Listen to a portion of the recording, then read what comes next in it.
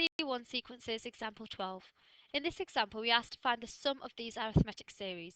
So if we look at part A, A, which is your first term, is equal to K. Your common difference, which is D, is what is going up by each time. So it's going up by 3K each time. So we're adding on 3K each time. So D is equal to 3K. In order to use the sum formula, so Sn formula, we need to know what n is. So we don't know what n is here, but we know what the nth term, the last term is, which is 91k. So we can use this formula to work out what n is. So we've got un, which is equal to 91k, is equal to a, which is k, plus n minus 1, so we don't know what n is, multiplied by d, which is 3k.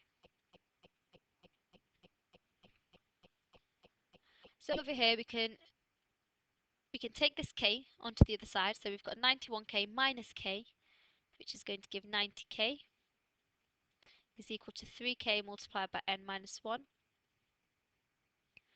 We can either expand this or we can just divide through by this 3k. So if I divide through by 3k, I've got 90k divided by 3k is equal to n minus 1. So I've got 90k divided by 3k. So 90 divided by the 3 is going to give me 30. And the k cancel. So I'm just left with 30 is equal to n minus 1. So n is equal to 31 by taking this minus 1 onto the other side.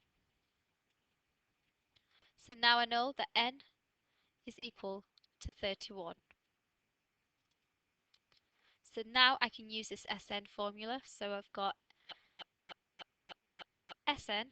So we're working out the sum of the first 31 terms. So we've got S31 is equal to n over 2. So n is 31. So we've got 31 over 2 multiplied by 2a. So 2 multiplied by a. So 2k.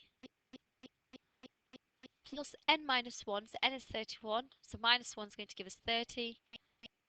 30 multiplied by the d. And d is 3k. So 30 multiplied by 3k.